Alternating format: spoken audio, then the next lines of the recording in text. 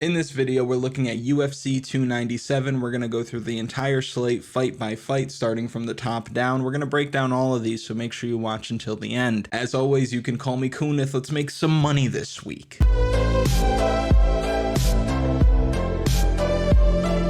We would have absolutely crushed last week if Tom Nolan was not such a fraud. He's young in his career. He's only 23 years old. We should let it slide, right? No. I hate you!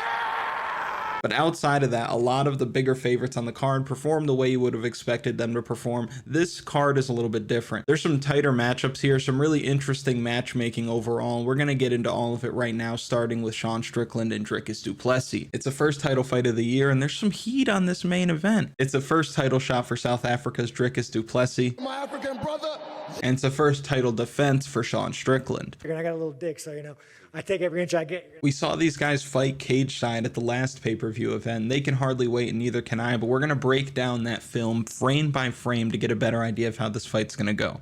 I'm just kidding. That would be ridiculous. Sean Strickland's road to the title was super unique, and it's one that a lot of fighters can really learn from. He made his return to the UFC back in 2020 after injury, and he strung together 5 straight wins, and a lot of them were solid matchups, but you look back at some of them like the Brendan Allen fight that's aging like fine wine. Brendan Allen is one of the best middleweights in the world right now, and it's cool to see Strickland has taken the Cowboy Cerrone approach over the last couple of years, where if a fight falls through, the UFC knows they got a guy they can call. He's staying active, he's taking these fights, and even after suffering back-to-back losses, he follows that up with a win over Nasruddin Imavov, then steps in on short notice to save an event, fights Abus Magomedov, beats the brakes out of him, and he's granted a title shot immediately after. So being active, staying in shape, fighting smart, got him to the big dance, and he delivered one of the biggest upsets we've ever seen over Israel Adesanya. Adesanya had no answer for that style, and that fighting style that Sean Strickland brings to the table is impossible to game plan for. And it's not because he's doing anything unusual. There's no like spinning technique or flying knees, dominant grappling. He's throwing jab, hook, cross right down Main Street.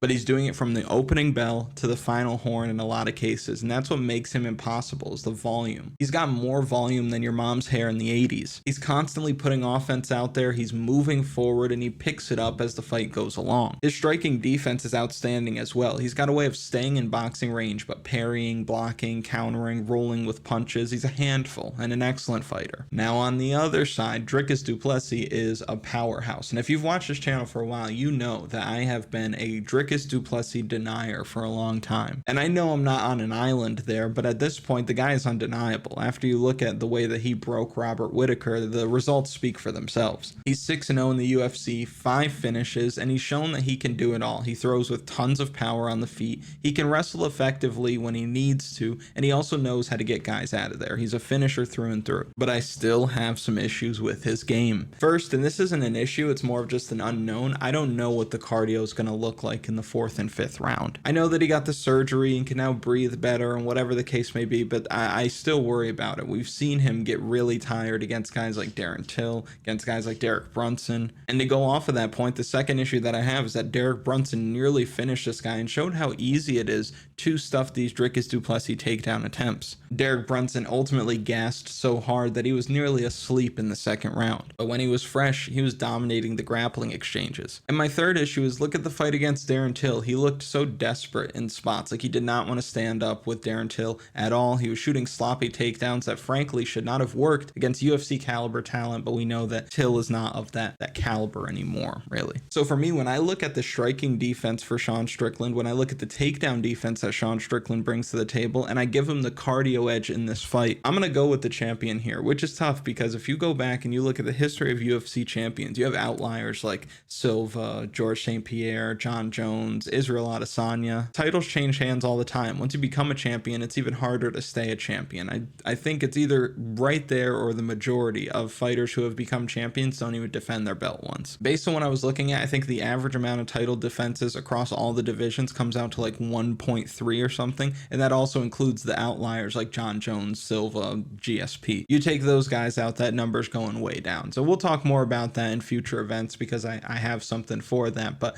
I don't know if I see the belt changing hands this week. I think that Sean Strickland retains his title, successfully defends his title, and he really picks up the volume in the 4th and 5th round when Dricus du Plessis starts to fade, and I think he finishes him there. So give me the champion, give me Sean Strickland. I'm going USA in the main event to win this fight by knockout. In the co-main event spot, we have Raquel Pennington fighting Mayra Bueno Silva for the vacant bantamweight title. And it's an interesting fight because it's a huge clash of styles here. And typically when you say clash of styles, you think like striker versus grappler, which is kind of the case, but this one's a bit different. It's grinder versus finisher. You have Raquel Pennington, who's gone the distance in 13 out of 17 UFC fights. She even made it to the 5th round in a fight against Amanda Nunes for the title a few years ago. Mayra Bueno Silva has an 80% finish rate, and she's gone the distance 3 times in the UFC, and she's lost twice. So if this fight ends inside the distance, it's probably because Mayra Bueno Silva is the one doing it. She is a problem on the mat. We've seen her snatch up submissions, really dominate her opponents with her jiu-jitsu. Even last time out, we saw her catch Holly Holm with a ninja choke while defending the clinch against the fence. And that choke is going to be like the calf kick of MMA grappling, where a few years ago we saw low kicks thrown primarily to the thigh. Joe Rogan talks about it all the time. But over the last couple of years, we've seen fighters start to chop down at the calf because it's a more effective technique. That's become the new normal. Now, ninja chokes are super effective. We see Said Nurmagomedov defend takedowns with them all the time, and he ends fights with them pretty frequently as well. We saw Amanda Lemos nearly hit one on Weili Zhang and pull off a crazy upset. And we saw Mayra Bueno Silva finish Holly Holm with it when she was getting pressed up against the cage. And mark my words, people will start defending takedowns more and more, start to defend cage control more and more with these ninja chokes in the near future. Now, if the fight for the title here goes beyond 2 rounds, I think Raquel Pennington is a lock to win the last 3. Might be a good live betting spot for you if you are paying close attention, because Mayra Bueno Silva may be winning the 1st and 2nd round, and then Raquel Pennington is plus 200, plus 300, plus 400 on the live line. And I think Raquel Pennington can make it through the early goings because she's tough in the clinch. She manages her energy very well. Mayra Bueno Silva is going to fade. So if Raquel Pennington isn't submitted early, she's going to win. Now, Mayra Bueno Silva can win this fight if she finds an early submission, a ninja choke, especially because she's undoubtedly going to get pressed up against the cage and the clinch a ton in this fight. That's Raquel Pennington's bread and butter. But with Pennington's clinch, dirty boxing, body work, and just the pressure of the moment, the pressure of being in a co-main event spot, 5 rounds against a veteran for the belt, I think that Mayra Bueno Silva has 10 minutes at best, a 2-round window to really pull this off. And it needs to be by submission because Raquel Pennington is as tough as they come. So she's not going to knock her out. She's not going to get too much respect with the hand. She needs to submit her. But the last time we saw Raquel Pennington get submitted, you have to go all the way back to 2012 against Kat Zingano, whose name is Kat, but is an absolute dog. So there's no shame in that. So I don't see her getting submitted here. Really, if this fight played out 100 times, and that's really the way you need to look at these things, I don't think that she gets submitted any more than 15 times out of 100. And the blueprint to beat Mayra Bueno Silva is already there. We saw Manon Fiore do it. We saw Marina Moroz do it. You have to grind on her. You need to take her down. You need to stay busy, and you need to win the rounds. Raquel Pennington has the perfect style to bring that exact fight to Mayra Bueno Silva once again. So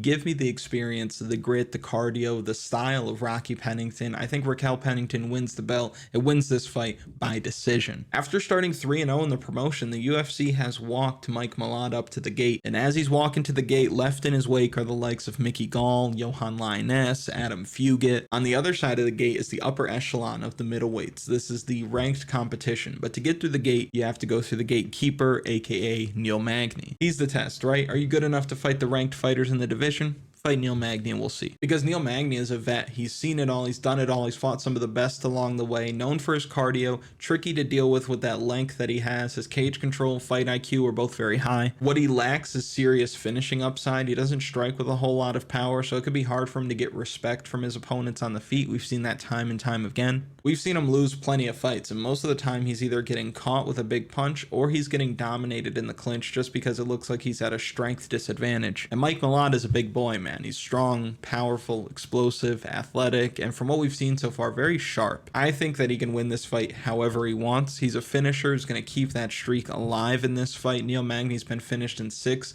of his last 8 losses. He's 36 years old with over 40 professional MMA fights. He looks like he is one sneeze away from being completely bald, so I don't like it for Neil at all. And better grapplers really show the gap against him. Just look at the fights with Maia, Burns, Rachmanov, even Michael Chiesa, who just just controlled Neil Magny for most of a 5-round fight. I see Mike Malott also having a lot of success with his grappling in this fight, and it's not just because he's going to secure takedowns, but he's also landing heavy on the feet. Club and sub is certainly on the table, or that big power is just going to get Neil Magny's hands up, leave those hips exposed. Mike Malott shoots for a takedown, gets him down, finishes the fight. And I love me some Neil Magny. If you've been rocking with this channel for a while, you know that I always show respect to Neil Magny. He's like that Alex Caceres type. He's just been around forever, somebody who needs respect in this game. But I do recognize that there's just too much firepower coming back his way this week. So give me the Canadian, give me proper Mike Malott to win this fight. I believe it's going to be by submission. Next, we have our car crash of the week. You can't look away. Chris Curtis, the action man, fights Marc-Andre Barriault this week. Marc-Andre is a hard-nosed middleweight, a poor man's Marvin Vettori, really. He likes to move forward. He imposes his will in these fights. He fights with pressure, pace, and he hopes to break guys. And we've seen him do that before. We saw him do that against Abu Azaitar, where he just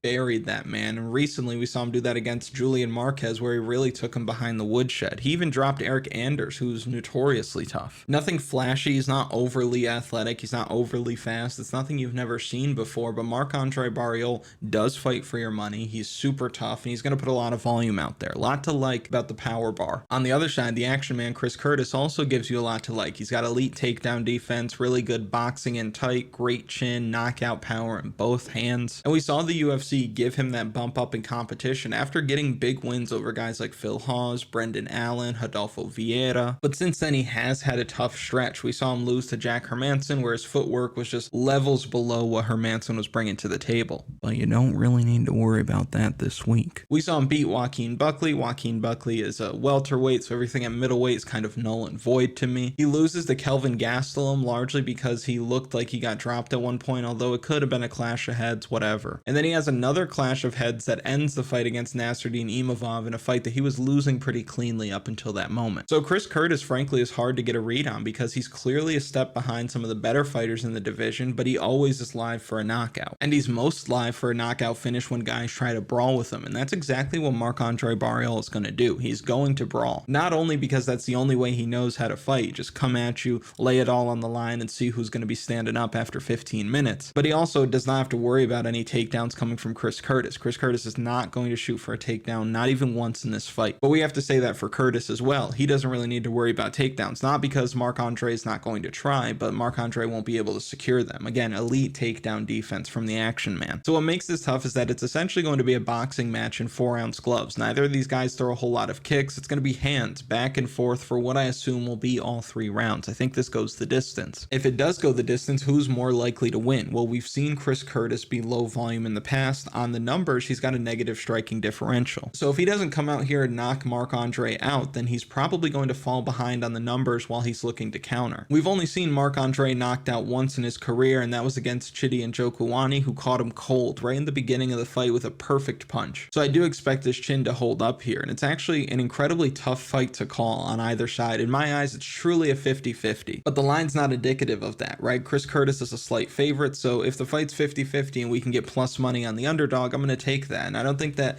Marc-Andre Barriault is going to be the most popular pick here, but he's got a path to victory. He's got a way to win this fight. He's got volume, he's got pace, he's got clinch, he's got strength. I think Marc-Andre Barriault is very live to win this fight by decision. A dog shot on Marc-Andre Barriault is probably going to be in the betting article this week. I'm still going through it. I still need to write it. By the time you watch this, it's probably going to be up. But we were a Tom Nolan win away from having the best betting article in the industry last week, so we want to ride that momentum going into this week. If you want the access, you can grab yourself a membership on KunithMMA.com. The total access package gives you everything. So that's all the DFS tools, the betting article, access to the community forum, things like that. Now, if you just play DFS and you just want access to the lineup optimizer, which I see more and more of you grabbing so that you can keep up with the field, you don't want to go to war with these people without the right tools in your toolbox. So getting a lineup optimizer is like the bare minimum that you could do to keep up with the rest of the field, and it's only $5.99. That way you can build, generate, adjust the lineups, and get some lineups that you maybe didn't think about, play with exposures, things like that. But you could find all of that on KunithMMA.com. That's going to be linked in the description and in a pinned comment. Next, we have a fight with some of the best young featherweights in the world, with Movsar Evloev fighting Arnold Allen. Big clash of styles here as well. You've got Arnold Allen as one of the more explosive strikers in the division. Movsar Evloev is one of the best wrestlers in the division. This fight is going to come down to who gets the fight where they want for longer. I don't think it's going to be one one way either way because both these guys are so high level. I think that Arnold Allen's not going to be able to keep the fight standing the whole time. Like, he's going to have to work back to his feet because he's going to have to defend takedowns and he's going to get taken down. That's going to happen. All these things will happen. We've seen 2 fights now where he's gotten 9 takedowns. We saw another fight with 5 takedowns. We saw another fight with 4 takedowns. He's committed to the wrestling. He's got good entries and he chains the takedowns together. Now, he's racking up the takedowns though because guys are getting back to their feet. His top control's not great. And I've been critical of Evloev in the past, not only because his top control's not great, but he's not even trying to finish fights. So with all the grappling, with all the takedowns, with all the time on top, he is not trying to submit anybody. He has attempted 2 submissions in the UFC and those came in the same fight. A fight that he lost the final round of because he couldn't get takedowns, got stuck on the feet and started to get exposed a little bit. And I think that's where he's going to have the most trouble because we've seen Arnold Allen explode on guys in the past. You look at his fight against Dan Hooker, he lets his hands go, he gets him out of there. Even against Calvin Kattar, he was touching him up, and at range I expect him to be the much better striker and get the better of most of, if not all of the exchanges. He's got better boxing, better technique, more power. Now, we've seen Arnold Allen taken down and controlled before, but he is finding ways to win. Now, is he going to catch Movsar with a guillotine this week? Absolutely not. But can he threaten with some of these chokes to get back to his feet? Yes, he could do that. For me, when I look at this fight, I know that Evloev's going to get his takedowns, but just think about this for a second. Even if Evloev is getting takedowns, if he's not doing damage and Arnold Allen's having moments in these rounds, I can see that swaying the judges. You'd be hard pressed to find somebody who you ask, who's your favorite fighter in the UFC? And they're going to say Movsar Evloev. The entertainment value for a guy like that starts to get pretty low. And I could see the crowd having a big impact on the way the judges look at this fight because they could be booing like crazy when they see Evloev get a takedown, but then losing their minds when Arnold Allen gets back to the feet and throws a 1-2 down the middle and it lands. Wrestling without damage is starting to hurt these guys more and more on the judges' scorecard. So I'd rather go with the fighter who's going to do more with his strikes when he has the opportunities and the guy that the crowd will get behind once they see the way the fight starts going than somebody who's going to try to lay and pray his way to a decision win. So give me the boxing, give me the bounce back spot, and give me the underdog here. I'm going to take Arnold Allen to win this fight by decision. Next, we have Garrett Armfield fighting Brad Katona, who is the only 2-time winner of The Ultimate Fighter. And he claimed that title last time out in one of the best fights you'll ever see. If you didn't see it or you forgot about it, go back and watch the fight against Cody Gibson. Absurd. In that fight, Brad Katona showed tons of heart, outrageous output, landing 160 significant strikes in 3 rounds and threw over 300. He's super sharp, great fight IQ. He can and will wrestle, and we know that he's not afraid to dig deep when he needs to. If he fights the way he fought last time out, good luck against anybody the UFC is matching up with him. Now, Garrett Armfield on the other side is coming off of a big knockout win, but it was over Toshiomi Kazama, who's been knocked out in 3 of his last 4 fights. So I'm not going to say that's a huge feather in his cap, but it's a first round knockout in the UFC. That's a promising sign. And it was really his first legit fight in the UFC. And the reason why I say that is because he made his debut up a weight class on short notice against David Onama. You know that's not going to go well. You can throw that one away. And he's still a young guy, still early in his career, fighting out of Kill Cliff FC, as good an environment as a fighter can have. But I lean Katona in this fight because of what he looked like recently, the higher level experience overall, and because of the guys that Garrett Armfield has competed against. He's beaten a lot of low level guys, but when he takes that step up in his competition, he's not delivering. He's got a loss to Ronnie Lawrence pre-UFC, lost to Matteo Vogel, who had a chance of getting in the UFC, and he lost pretty cleanly to David Onama, which again,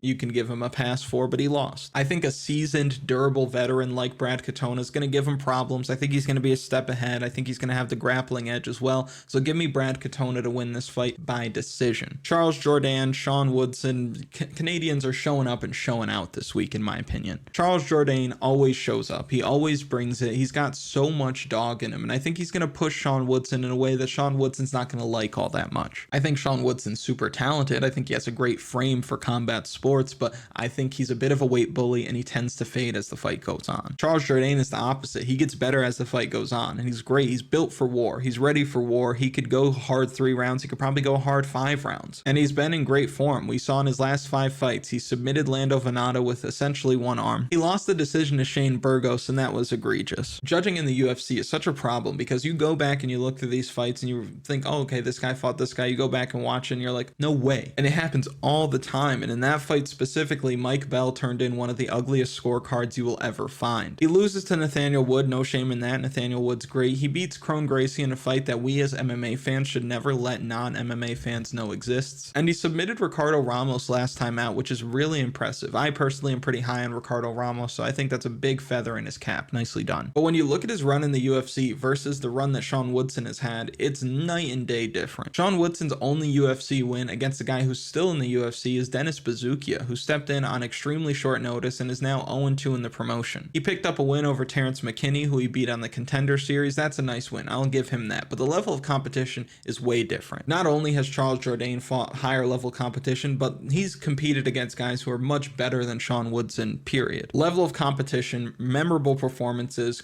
cardio, durability, punching power, all very different and all favor Charles Jourdain. I see Jourdain breaking him down in front of all of those Canadians up in the Great White North, putting on a show, closing out Woodson in the third round. Give me Charles Jourdain to win this fight by knockout. And before we get into the next fight, real quick, if you haven't already, please like the video, subscribe to the channel if you haven't, comment something for the algorithm. You know how the algorithm's going to work. If you need some direction, I want to know who your favorite underdog is. If you pick two underdogs and they both hit, I will shout you out on the next video, so leave that in the comments. We're looking at a rematch from a Dana White's Contender Series fight that got kind of botched. Definitely seemed like a premature stoppage when Surrey City dropped Ramon Taveras in the first round. He starts following up with shots, but they weren't the cleanest of shots. It looked like Taveras was still very much with it, and I think that's why they wanted to run it back. What you can get from that fight is that City obviously has power. He hurt Taveras early. He's willing to throw a bit more as well. We saw him putting out some more. We saw Ramon Taveras kind of settling into the fight versus City just getting after it right away. City's got a good chin. Up until that point, Taveras looked like he had a pretty good chin on the regional scene as well. So I think this is going to be a fight where both guys are going to try to let their hands go once again. I don't see a knockout coming from either side this time around. However, I think he caught Taveras with a perfect punch in the last fight, and that's why he dropped him.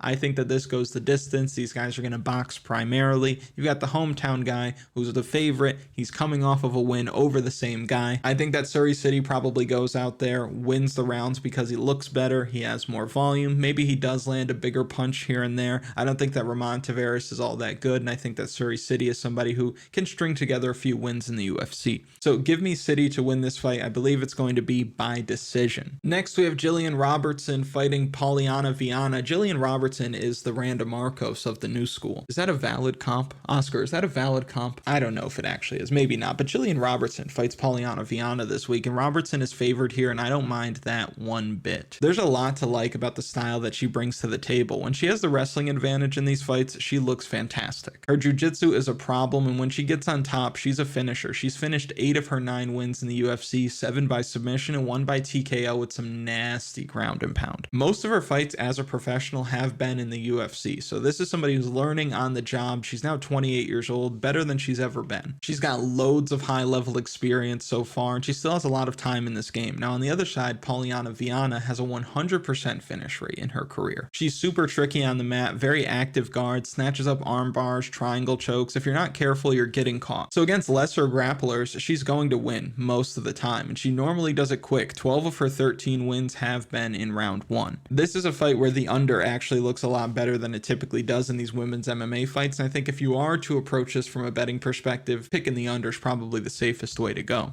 As for the winner of this fight, I do think that the line, again, is correct. I think that Gillian Robertson should be favored here. And I say that because when she tends to lose, it looks like she's at a decided strength disadvantage. I don't know if that's the case here. On top of that, she's a good grappler who probably isn't going to get caught with arm bars from guard all that often at this point in her career. Now, I expect Polyana Viana to throw up these arm bars because she's going to be accepting bottom position more than you probably like. I could also see her getting tired come the second round. We've seen Gillian Robertson start landing heavy strikes from top position, opening up a rear naked choke. So I think that's what she does. I think she minds her P's and Q's throughout the first 5 minutes. So give me the Canadian, give me the Savage, give me Gillian Robertson to win this fight. I believe it's going to be in round 2, maybe round 3. It's going to be a submission. It's going to be a rear naked choke. Polyana Viana is going to fade. Gillian Robertson's not. Gillian Robertson wins this fight by submission. Another Canadian favorite in this fight, Yohan Lainesse fights Sam Patterson this week. Both guys are coming off of round 1 losses. Patterson got sent to the shadow realm last time out as a -300 favorite while he was enjoying huge advantages in height and reach. Looked fraudulent, if I'm being honest. And it wasn't only because he lost, but it was the way that he lost. He showed tall guy defense right away. He got hurt very quickly. He got caught flush. Really just not a good look. And on the other side, Yohan Lainesse, if you've watched his fights, you could not be impressed with the way that he's looked in the UFC. He gassed out as bad as one can gas out in the second round of his debut against Gabe Green, and he was knocked out. In the first round of that fight, however, he looked great, and it looked like he was going to pick up an early knockout win. He was rocking Gabe Green. It looked like he was going to start his UFC career with a quick finish, but again, he gassed and he got knocked out, and that to me looked like a soul-stealing situation. And the reason why I say that is because if you look at the fight that he had after that against Darian Weeks, he was extremely gun-shy, would not take any chances. He won a split decision, but that was as bad as a UFC fight gets. You take a guy who's known for this big, explosive power, aggression, and he comes out and he looks flat and scared, frankly, against Darian Weeks. Too measured, too calculated for what his skill set is. And in his most recent fight, he landed one significant strike.